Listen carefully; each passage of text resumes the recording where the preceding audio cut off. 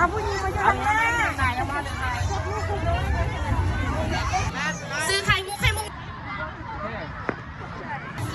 เอา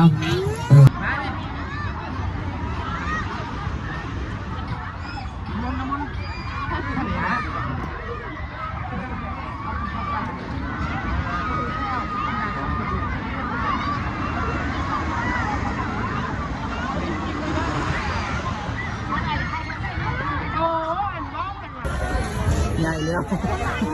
ตอนนี้ใหญ่แล้วไม่เห็นโดนตอนนั้นยังน้อย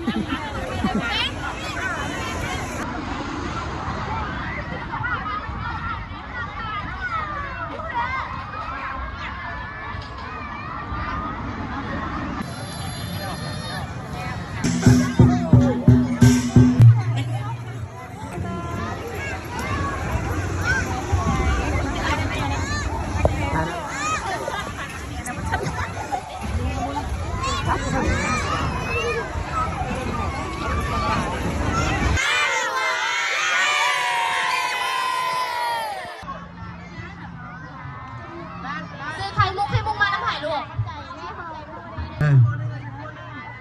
เตรียมการเต้น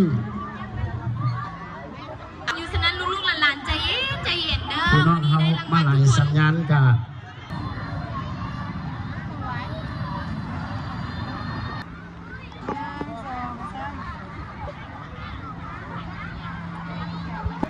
อันนี้